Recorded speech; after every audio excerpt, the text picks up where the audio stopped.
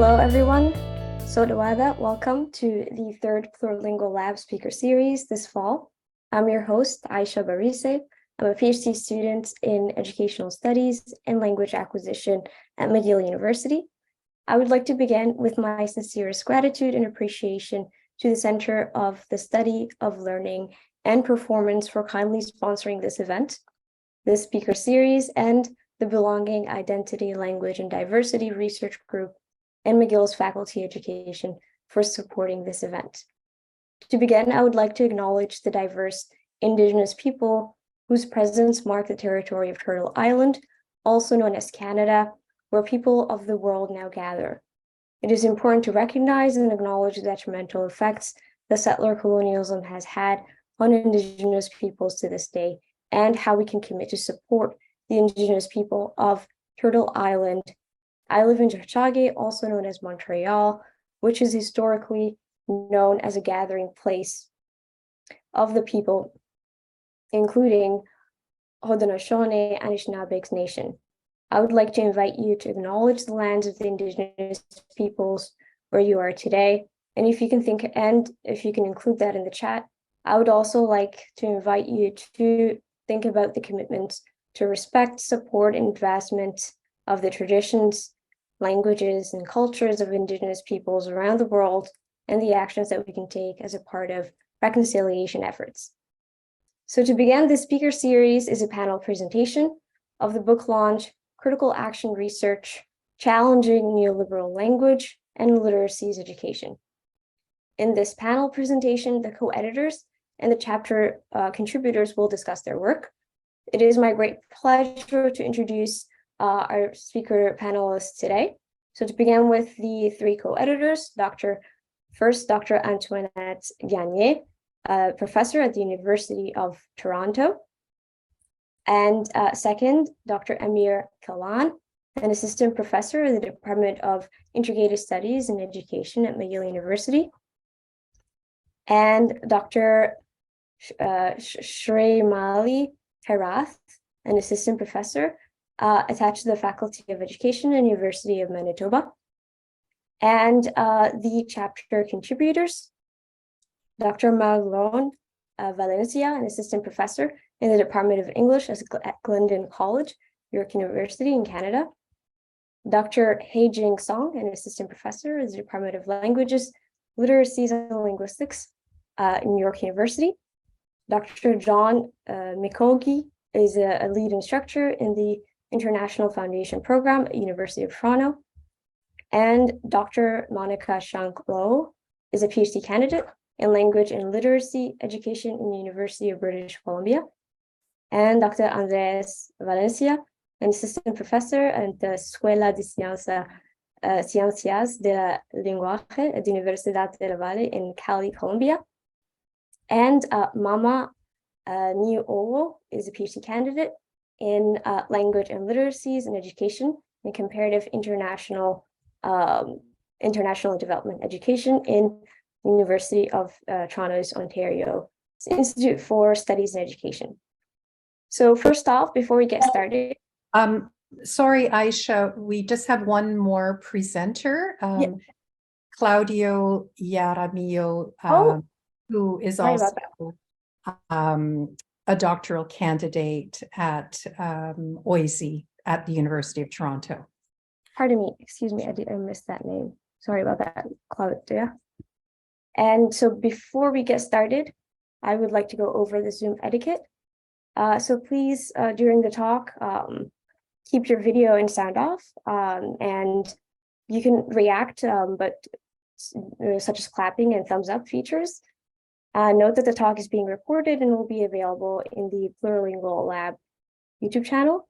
And after the talk, we're going to have a 30-minute discussion moderated by Li Peng. At this time, you're welcome to post your questions in the chat and unmute yourself.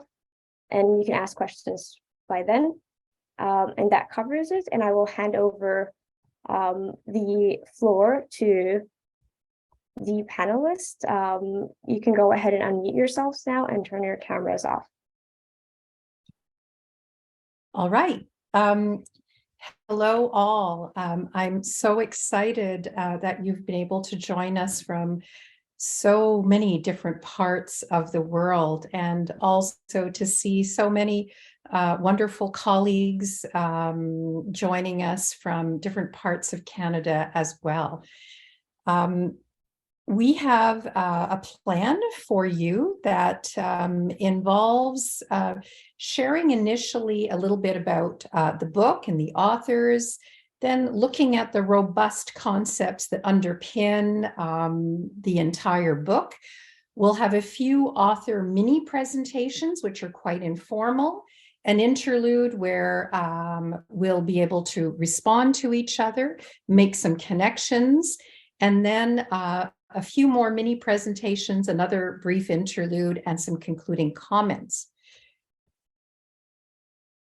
We have a website that you can visit. We've just recently launched it. It's an updated website of our network of critical action research and education.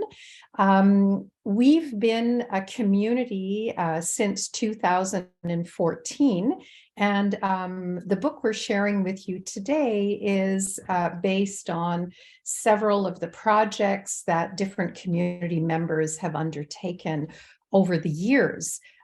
This community is growing, so please find out more about it by visiting the site, and you're most welcome to join us. We also have a YouTube channel, and you can find a growing number of videos there that connect to the work of different community members. We are a very international group, and to give you a sense of where we are all from as authors, we have a map here, and in some cases, our work is not necessarily located in the country where we find ourselves working professionally in our regular jobs. So today you'll have a chance to meet quite a number of these wonderful authors who will introduce themselves as they present. Our book is organized thematically. We have some research that connects to teacher education. Some of the projects are taking place in university or college language-related programs. We also have school-based research in elementary and secondary schools. And finally, a number of the projects that are reported in the book take place in the community. The first chapter is a trio ethnography that we co-wrote as editors of the book. And each of us will take this moment to introduce the three themes that animate our conversation in this introductory chapter. I'm going to focus on what is meant by critical action research. I think I need more than 2 minutes, but I'm going to try to encapsulate this for you, and hope that you will consider reading more to learn about how you can carry out critical action research. We found in our readings that there were a lot of overlapping research methodologies that are very popular. You may have heard about action research. You may have heard about participatory action research, or read about practitioner research, self-study, and more. We're excited to see that in these various qualitative research paradigms, that the educator, the teacher, the person carrying out action is at the center of these methodologies. This is what distinguishes these methodologies from many other methodologies. The researcher is actually considering their own context and their own environment. Some of the action research that you may read about, or practitioner research that has been out there for many years, is not necessarily critically oriented. So I want to help you understand what we mean by critical. And that is really where we feel you need to be looking, and where we are looking. Critical could actually be replaced by the word perhaps transformational. It is research that seeks to bring positive change. It is not simply research that seeks to replicate or to describe, but rather to make a positive difference. So we have looked at throughout our collection situations where social justice has really been central in our work. We've been considering how we can do our work differently. As such, we can think about action research as social justice. Some may think about action research for social justice. So if you think about these prepositions, they're very important in determining the orientation. But to conclude, we as authors sharing our action research are very central to this, and we have all shared the goal of thinking about action research for social justice and for positive change and transformation. I'm going to pass the baton to Shri Malik Harith, our co-editor, who will be speaking about our methodology. Hello, everybody. Nice to see so many of you joining us from different parts of the world. And I'm sure everybody's in different time zones. And I think it also reflects the kind of work that we do at the NCAD. That's the community of us who actually put this book together. So when we conceptualize this book, it has been in the making for a long time. Actually, we had our initial discussions about this book when I was finishing my doctorate in 2015 in Toronto. And now we see everybody is in different parts of the world, in different places. What we wanted to do was to actually think of a methodology that resonated with who we were as a community, which was an international group of educators, activists, practitioners, researchers who were working at grassroots level. And the chapters, each presenter would actually represent different places, different that they come from. We wanted the methodology also to resonate the kind of work we did, who we were. And that's why we chose autoethnography. So each of the chapters, as the presenters present, you would see their auto, duo, or multi-ethnographies. Autoethnographies allowed us to self-narrativize and helped us to kind of recall, reflect on work that we had done. We were doing not only what we were doing right now, but also reflect on work that we've done, how we've grown over the years, but also kind of reflect on ways in how we addressed issues of inequity, social justice that we were experiencing in our workplaces, and what we at a bottom-up as a bottom-up process did to address these inequalities. I'll leave you with a quotation from the book, which we hope you will purchase and read, about duoethnographies. Duoethnographies encourage educators and learners to undertake an autoethnographical examination of themselves using the researcher as the research site. Over to you, Amir. Thank you. Hello, everyone. My name is Amir Kalan. I'm an assistant professor at McGill University's Department of Education. I've had the pleasure of working with the NCARE community as a member and as one of the co-editors of our book. I briefly speak about neoliberalism and how the concept is used in our book.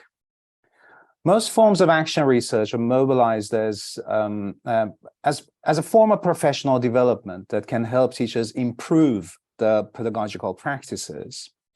This understanding of action research is based on the assumption that the problems in our educational settings are mainly because of teachers' imagined lack of skills. In our conversations in NCARE, we realized that most of the issues that we were wrestling with as practitioners were in fact problems with institutional practices rather than a gap in teachers' knowledge.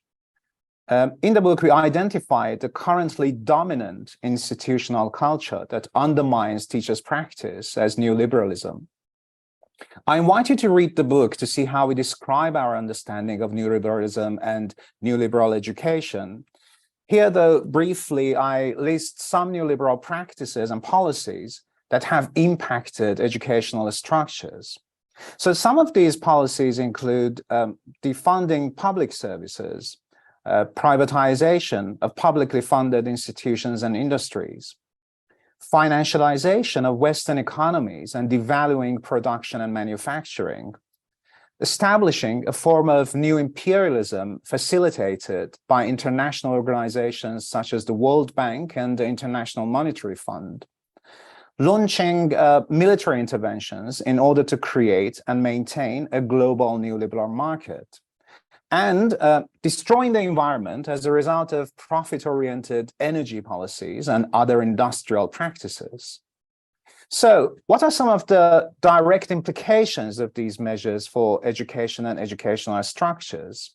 So here again, because I have limited time, I just introduce a number of themes that whose echoes actually you're going to hear when chapter contributors talk about the projects.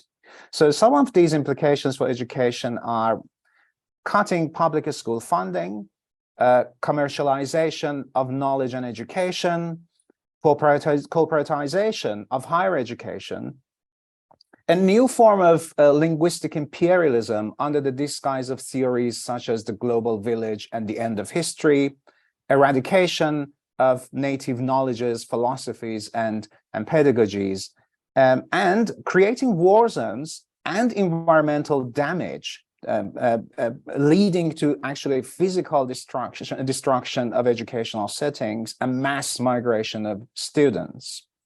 So with this list, I end my brief presentation here and invite you to just find the connections in the projects that the presenters are going to talk about with the theoretical framework and methodology that we introduce in the introduction.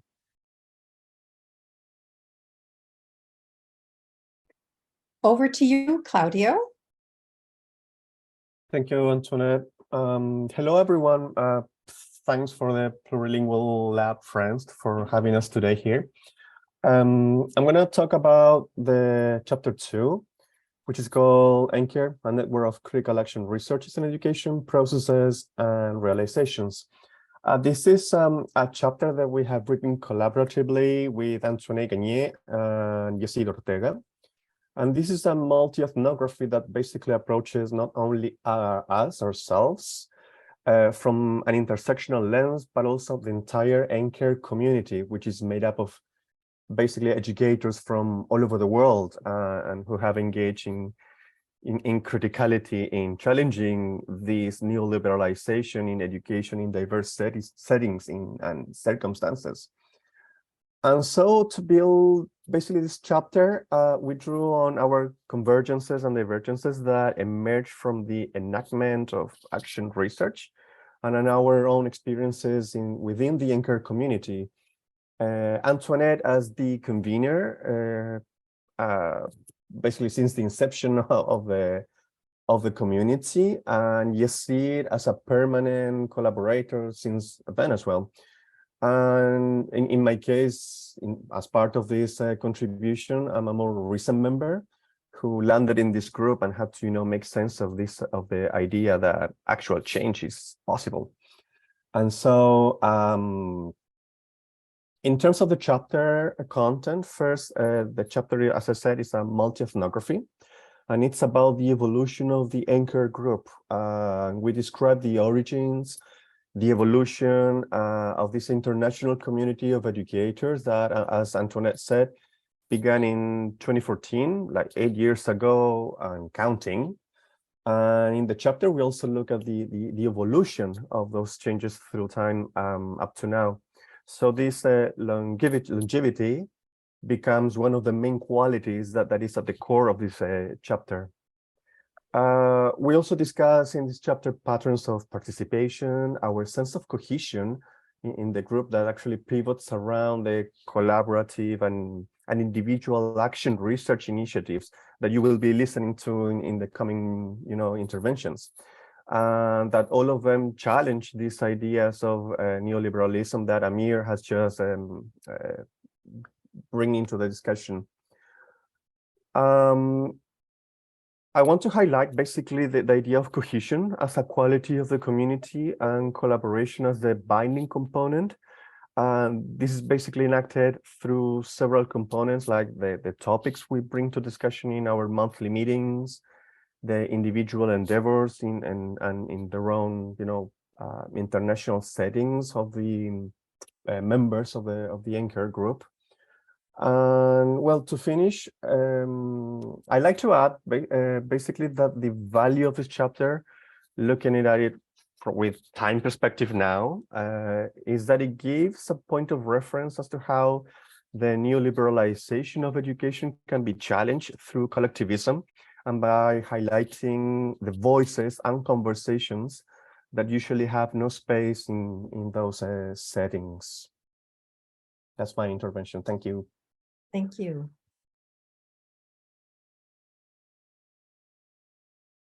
Shri Malik?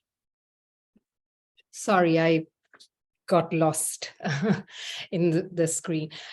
So my chapter is titled Criticality and Inclusivity in Teacher Education, a personal journey of growth and transformation.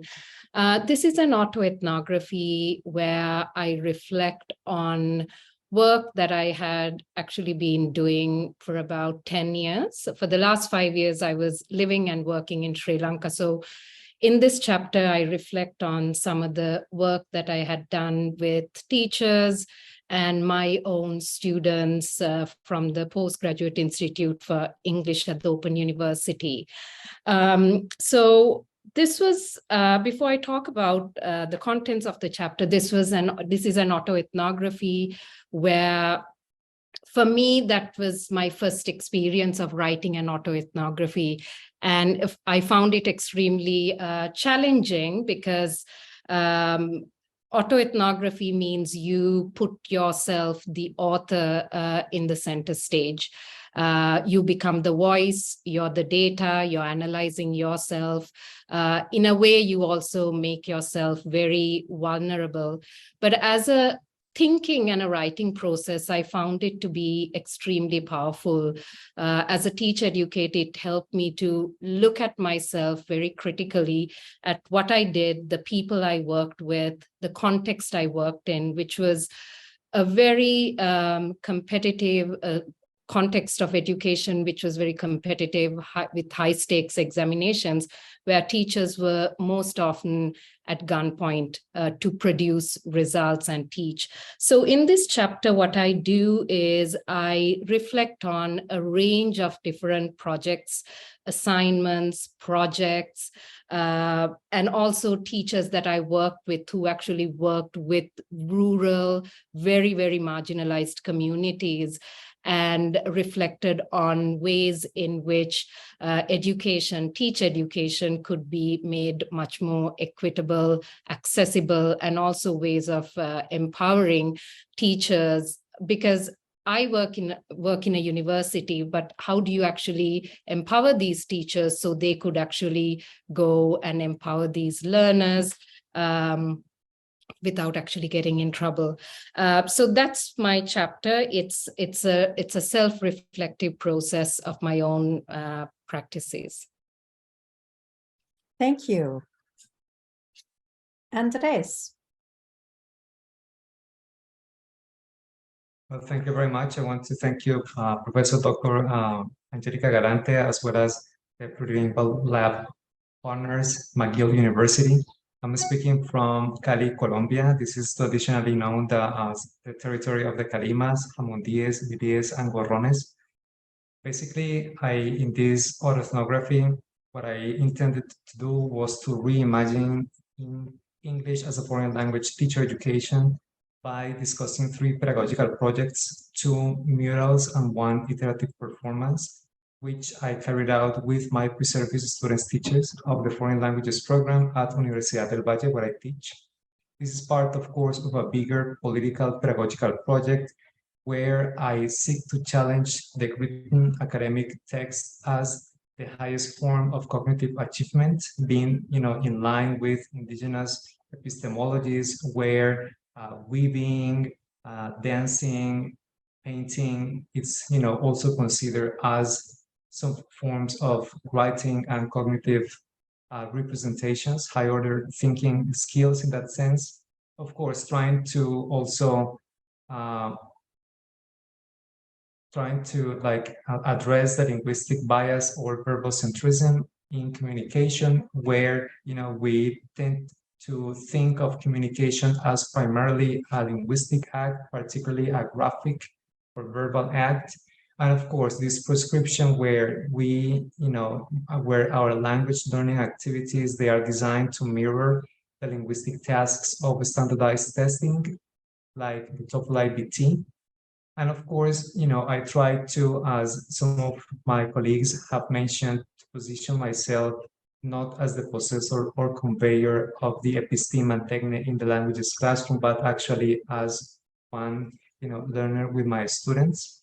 So I describe 3 pedagogical projects, 2 murals, where we seek to, learn other forms of reading, other forms of writing, taking collective responsibility, using the public chronotope of the wall as something not only public, but where we can actually challenge the various structures of the languages classroom. In addition, we carried out an iterative performance where what we wanted to do was to question the deep chauvinism and the different forms of oppression that women have lived, particularly in the province where I'm from. So we basically interrogated gender politics. And at the end, what we wanted to do was to recast foreign language teacher education away from anthropocentric views. We wished to undermine the very institutions and cultural production practices that constitute our field, that is to open language, to open what we mean by communication, by reading, by writing, and text, in order to advance, coexistence and mutuality, to fight off neoliberalism as well as other forms of colonization. So that's basically what my chapter is about. And again, thank you very much. Thank you. Amir.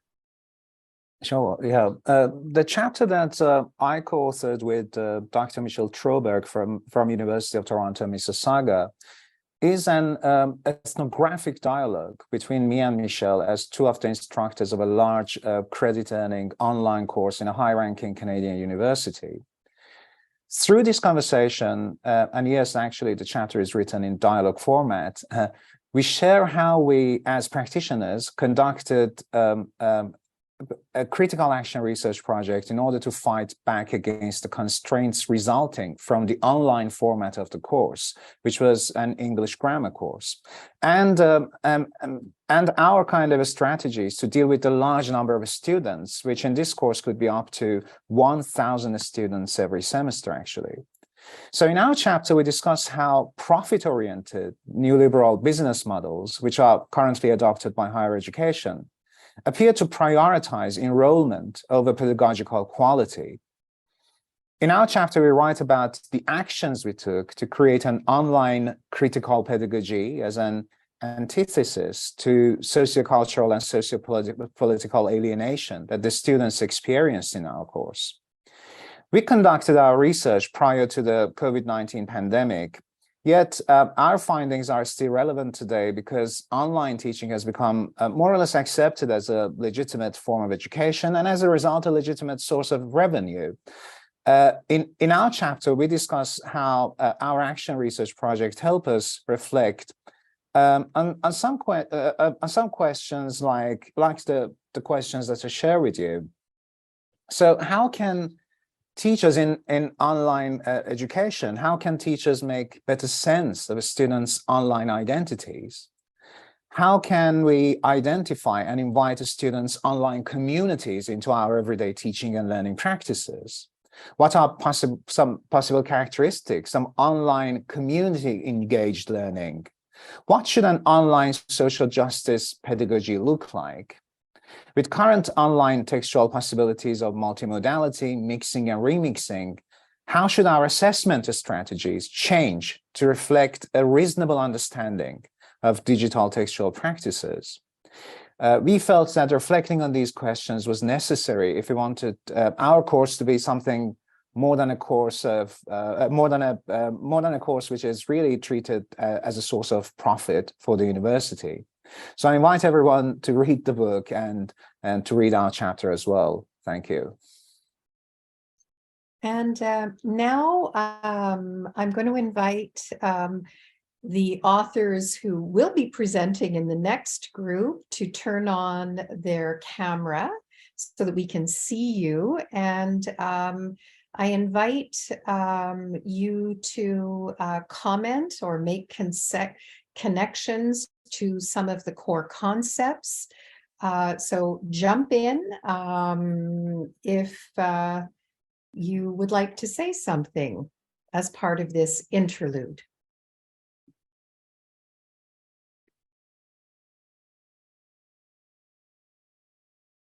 I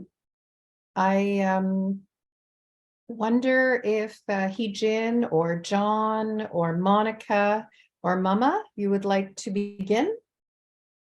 Thank you, Antoinette, for inviting us to comment. So yeah, just to briefly comment on perhaps the emphasis of criticality in critical action research that Antoinette actually stressed at the beginning. I would say the critical orientations in all of our critical action research that this book includes really, how can I say, helped us seek positive and transformative change from the struggles and tensions that all researchers and teachers encountered in their educational structure and practice. And I would say the NCARE community and also this critical action research lens that is like a lens of methodology and also as a theoretical lens, I would say helped us orient these tensions, in particular the tensions, the challenges influenced by neoliberal ideologies in our practice.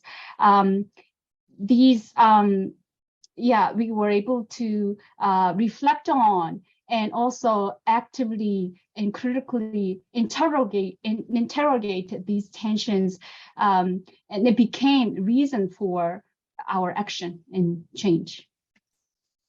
Thank you, Hijin. Are there any other authors who would like to comment? Sure, I'll jump in. Thank you very much for those brief presentations, encapsulating so much of much broader projects that I've loved dialoguing with all of you about over the past many years. It strikes me that there are a lot of overlaps in some of the themes that are emerging. And so when I hear words like prescription and revenue, high stakes exams, pressure to produce results, even at gunpoint, Srimali, I think you used that term. It's really exciting to see opportunities to push back against really very similar constraints that many of us are experiencing. And I think that a lot of this work is really about creating space for human relationships. Collaboration and community are also words and themes that emerge very strongly across these chapters. And so finding ways to be human beings and to make ourselves and our own positionalities and identities visible, and making all of ourselves vulnerable also. Thank you, Srimali, again for that contribution about vulnerability. And centering that in these methodologies. Also creating space for human relationships, also creating space for alternative knowledges, diverse knowledges, including diverse linguistic practices and multimodality, diverse ways of knowing and being. I think these are all really strong themes that come through as we explore these themes of pushing back against some of the standardization of neoliberalism. Thank you, Monica. Marlon or John, did you want to comment? Marlon? Sure. Yes. So talking about overlap, I was thinking about Andres Valencia's work with regard to this idea of what kind of content we're supposed to teach, what kind of assessment is valued in education, and then moving on from the traditional print-based essay, which is something that I talk about in my chapter. Then Andres, with the creation of these beautiful murals to decorate and teach about the local realities at Universidad del Valle, this is something that goes beyond that neoliberal way of thinking of what needs to be taught, what needs to be valued. And it's something that is not only refreshingly counter-hegemonic, but it's also very, it disrupts the way of thinking that our colleagues quite often would expect us to fit in, because I imagine that maybe someone in your faculty, Andres, could be or could have thought, like, what is he doing? What kind of assignment is this? Like, how do you mark that? And those are very interesting questions to consider. Do Mama or John want to add anything before we move into our next group of presenters? I think the only thing that I agree with everything everybody has been saying, and very valid points. And I think just one thing that's kind of standing out to me is the impact of autoethnography. And it's something that I haven't done. And so what I really like about it is that it does create this center the lens, of course, on the teacher, and just I think it just allows this really rich form of data that can really just really create a very full picture that we can't get in other types of research. And so yeah, I think it's just the methodology I think really stands out to me, in addition to everything that everybody else has said. And Marlon, and you've given me thoughts too about being a writing instructor. What does that look like for me? we're going to change the modalities. But thank you. And Mama, last but not least, did you want to add anything? It looks like maybe not. So I'm going to share the screen again, and we will now move to, in fact, the chapter written by Hijin and John. Thank you, Antoinette. Yes, So chapter 7, John Magai here, my colleague and former colleague, and also life companion. John and I, we wrote this chapter 7, titled A Dual Ethnography of Critical Action Research, Resisting the Neoliberal Order of EAP Teaching in Higher Education. This chapter is based on our collaboration in 2 cycles of critical action research that we conducted a few years ago while we were teaching in the same EAP program in a Canadian higher education. This chapter is based on our, this chapter we wrote in a form of a dual ethnographic narrative in a reflective and inquiry invoking manner. The chapter illustrates how we negotiated our practices to become more inclusive and critically oriented, although resisting the neoliberal ideologies circulating in our teaching context. Our teaching and planning were in constant yet evolving negotiation between research and practice in the cycles of critical action research, guided through the network of critical action research in education. In other words, our NCARE team here. Now, John will elaborate a few key points in our book chapter. Sure. Yeah. So in our chapter, we focus on critical moments and tensions when we dealt with neoliberal ideologies. And so just to briefly touch on 2 key tensions that came up. In one instance, we were met with a surprising amount of teachers' resistance to incorporating learners' first languages in our EAP class. And it was sort of after a very tense planning meeting, and upon reflection, that we realized that what was happening is that there was a view that the first language would not serve, this is a view held by some, that the first language would not serve the best interests of our clients, in this case, our learners. And by including the first language, it would negatively impact our learner and really their parental buy-in into the program. And as a result, it would negatively impact our students, the client's capacity to be competitive in the global neoliberal market.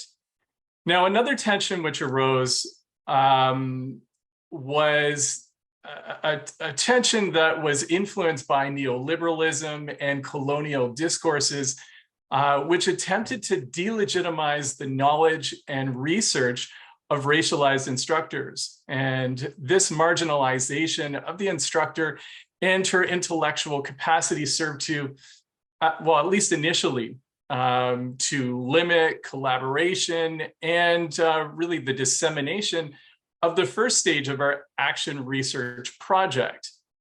Now, these are kind of just 2 of the tensions that came up, but we really encourage you to read our chapter to find out how we are able to navigate and resolve these tensions through collaborative reflection and action. Now, to this end, we highlight 2 points. One, critical action research can serve as a means to demystify and resist the neoliberal order and discourses. And secondly, the critical action research can lead to opportunities to incorporate anti-racist, anti-colonial, and inclusive approaches in EAP teaching. That's it. Thank you. Now over to Marlon. Well, hello, everybody. This is Marlon. I co-authored this chapter with Elise. She was my ESL student back in the day at a post-secondary institution in Canada.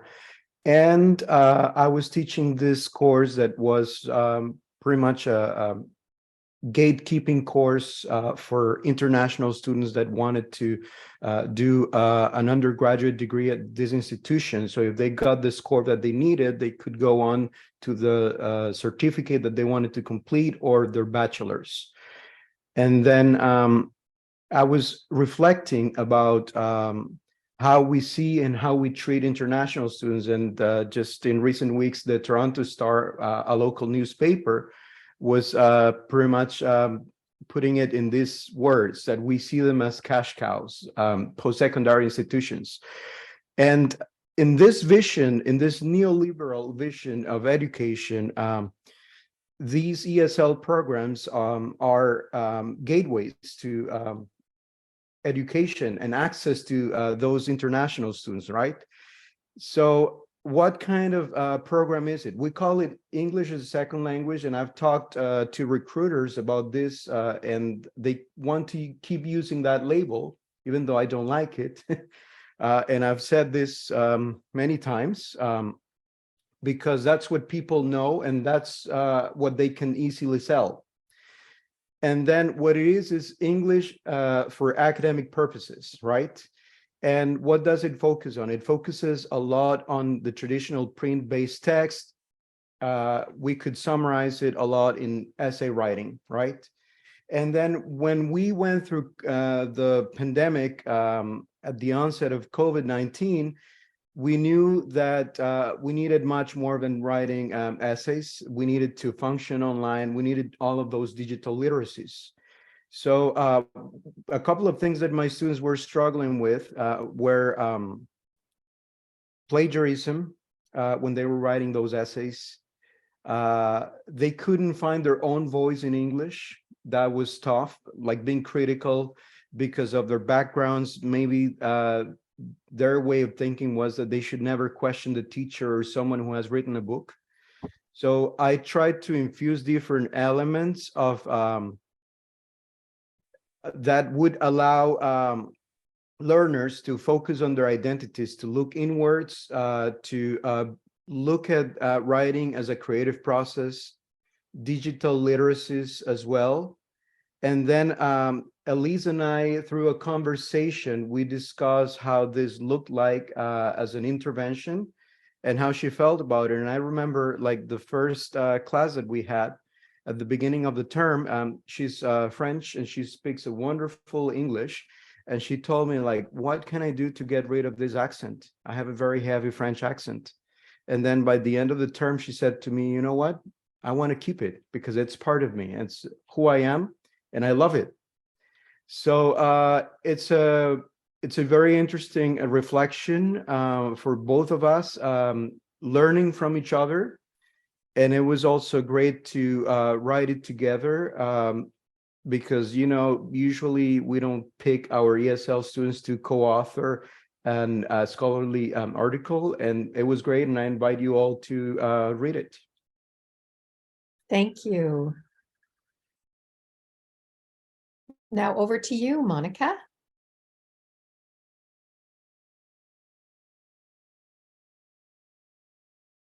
So Monica, you got to unmute yourself. Sorry.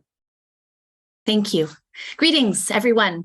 I'm meeting with you today from the traditional, ancestral, and unceded territory of the Hunkaminam-speaking Musqueam people, also known as Vancouver, British Columbia.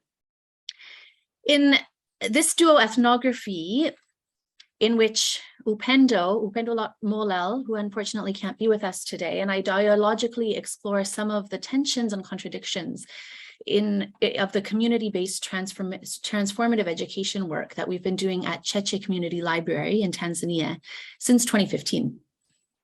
Cheche is a multilingual community learning center where we use translanguaging in everything we do, including language features from Ma, the dominant local language, Maasai language, Kiswahili, which is the national language of Tanzania and holds a certain amount of power, and English, a language of prestige and certainly a gatekeeper to all post-primary schooling and employment opportunities.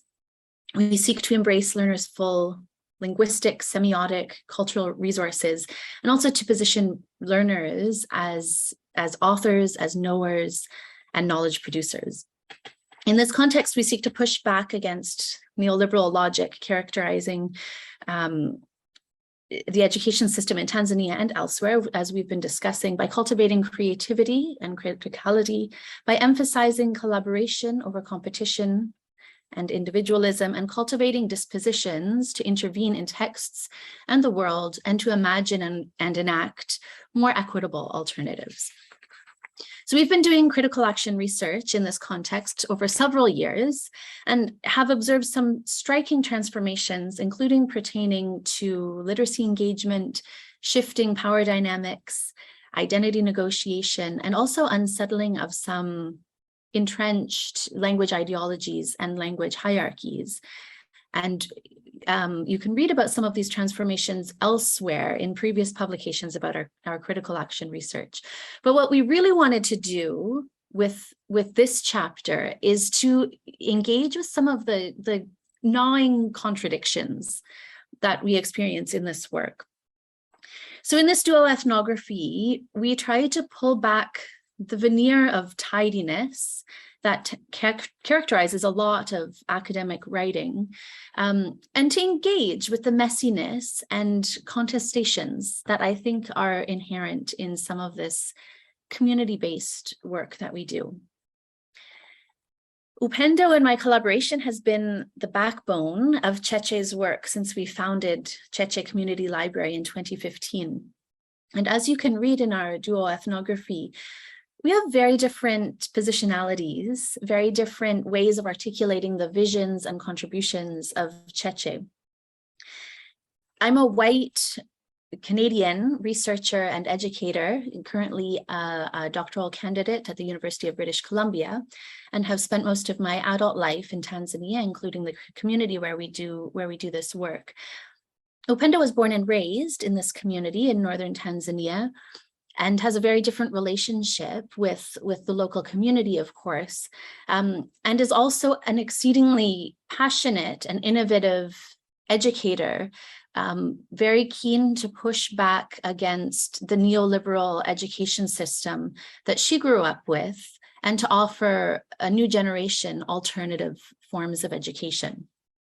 So one thing that really excites me about this chapter is the ways in which dual ethnography as a methodology enables us to put our very richly contrasting perspectives and experiences into dialogue in order to tell a fuller story of the successes, challenges, and contradictions that, you know, embedded in the transformative education work that we seek to do. So in this dual ethnographic inquiry, we explore three central questions or tensions. Firstly, our orientation to countering neoliberalism for us is really about addressing sources of poverty and injustice. And at the same time, we ask, how does this work contribute directly to the day-to-day struggles to survive of community members in this context? We explore ways in which our work may and may not directly be relevant to daily experiences of poverty in this context. Secondly, we explore ways in which, or the extent to which, our stated goals, our translanguaging approach, and our critical pedagogies may be relevant or may resonate with the local community. In this context of where neoliberal schooling has really taken hold, I think that if we had been offering tutoring towards exam preparation and monolingual English instruction, perhaps those educational contributions would have been embraced and understood a little bit more readily or quickly by the community. And so we explore some of the tensions surrounding, firstly, the moral, what I think is really our moral imperative to support these skills that will support excelling in exams and success in this neoliberal system, while also, of course, doing something that's more transformative at the same time. So we explore some of the dynamics surrounding that. And thirdly, we explore the extent to which our personal educational backgrounds might be relevant to the educational work in this community, and or might be inevitably alienating in certain ways in this context of rural poverty. Overall, our duo-ethnographic dialogues show how the deeply entrenched neoliberal ideologies and structures make our work both deeply urgent and highly contested. Working on that. The weaving together of our contrasting perspectives and experiences also demonstrates how collaboration across various dimensions of difference can be a central resource in navigating the contradictions and contestations of this transformation-oriented community work. Thank you. Thank you. Mama, over to you. Hello, everyone. Good afternoon, good morning, good evening to you, wherever you're joining. Thank you so much to the Plurilingual Lab for hosting this book launch. My chapter 14, which is Mobilizing Pedagogical Agency for Mother Tongue-Based Bilingual Education, Mother Tongue, MTB in Ghana, is an also ethnography. And in this ethnography, I discuss and I reflect on my participation in two teacher inquiry communities. So one in the global north and one in the global south. And in terms of the global north, I'm referring to the network of critical action researchers in education, which is mostly based in Canada with participants and colleagues from around the globe. And then the Afro-Literacies Education Network, which is based in Ghana. And so what my autoethnography does is talk about how I use critical action research principles within the Afro-Literacies Education Network, which is a network of teachers who are teaching under mother tongue-based bilingual education policy in Ghana. And so I'm talking about how I use critical action research principles to challenge English-oriented neoliberal discourses that have made the teachers' practice inequitable for their students who are mostly linguistic minorities in primary schooling in Ghana. And so what my chapter does is to present this self-study because I look back at my experiences learning under the same regime of mother tongue-based bilingual policies, where it was constantly frustrated because of an overarching English discourse.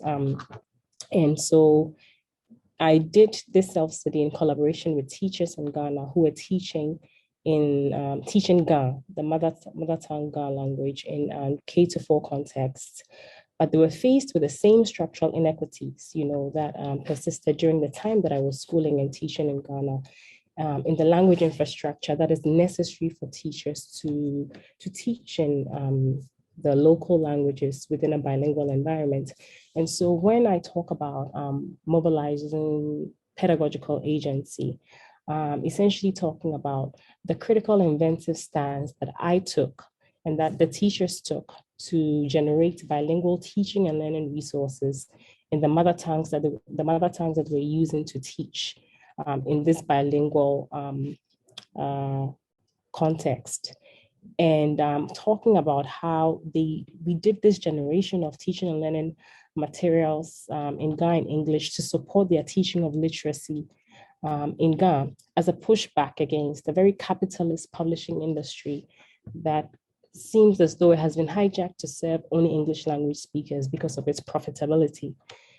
And so if you do read the chapter, you will notice that I also show examples of some of the products that were generated from this process, in which we went back to the drawing board as teachers, not just to talk about how we teach, but how we can make learning more equitable for minority language speakers by becoming not just teachers, but creators and publishers or authors and writers and producers of the materials that are necessary for making sure that our students acquire biliteracy in their mother tongues and then in the other language, in English.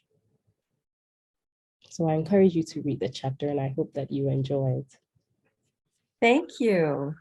I now invite all of the authors to turn on their cameras so that the group one authors can perhaps in this second interlude make some connections back to our core themes. There is Claudio, Srimali, Amir, and Andres that I invite. So can I? Oh, go ahead, Srimali, please. Can I? Yeah, it's a quick one, but a takeaway for me is I think something that I've learned from the process of writing the chapter, working with the community, is actually the importance of community and collaboration. So this book is a result of a very, very long relationship we've had over many, many years. We've had many conversations, and these chapters, although we've either written it on our own or with co-authors, these chapters take these shape and form because we've had critical friends along the way, critical conversations, heaps of peer editing going back and forth. I think so in terms of a publication, in terms of a research community, we've functioned very differently, but I think we've also supported each other a lot over the years as researchers, but also as practitioners. So I think for me, I think that's one of the biggest takeaways is, I mean, even moving forward is, I don't think it should be kind of a lonely journey, but collaboration definitely helps you to kind of propel yourself further. Thank you. Amir? Sure. Just very briefly, when I was listening to the presenters, I mean, there was an interesting contrast between how we treat international students, for instance, in a country like Canada, and how what is the condition of international students in their own contexts, for instance, in the examples that we had in Africa. So I was wondering if I mean, this is just a question, and it came to my mind. I thank you for your presentations for making me think about this. That is there a pattern of who we choose to come to Canada as an international student and who we leave back home with lack of resources? So, and if there is a kind of global global order that regulates these divisions, so who are the international students who come to us in Canada, and what happens when we train them? What happens to them? So when they go back, so what is their role in educational settings? And I might be wrong, but I feel there is a pattern of creating a neoliberal elite who are trained and who are sent back to different countries to sustain this system. So thank you for your presentations. This is a thought that came to my mind. I just wanted to share that with you. Thank you. Claudio or Andres, would you like to comment? Claudio, go ahead. Yep, I can. Well, I will draw on what Amir just said. I mean, the role of university as a colonial site, it's one that actually transmits much of these neoliberal ideologies and capitalist kind of thinking. And that's certainly a place that needs to be, you know, observed and somehow disarticulated in these terms. But on the other side, for example, I listening to Mama and Andres. Also, like there is this practical side of, you know, that the teacher will always say, okay, I know this is going on, and now comes the time of the how to. And that's a moment that initiatives are like the ones that the anchor group basically is conducting in the world. It's interesting to see like how it shapes differently. And in this type of practices, for me, the importance is also thinking about like how to move in this neoliberal fog that actually makes things very invisible, and that prevents, you know, us from coming up with changes and just like thinking of like out loud is the idea of the outcome over the process, and as a very anti-oppressive practice, because it's outcome oriented, immediately ends up being in standardization, in measurement. What is not measured does not progress, and so it comes all this architectural vocabulary as well that is very important also to look at through practice or praxis, like in more critical terms. And finally, like one last thing that's a reflection that also came from the intervention is the role of consciousness in that process, in my own research, my own teaching, my own practices.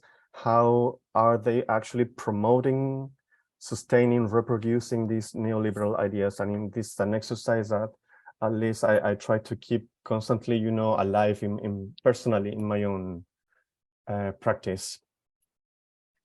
Thank you. And Andres, did you want to comment as well? Well, thank you very much. More than comment is, you know, attempting to answer Teodoro Catalan question.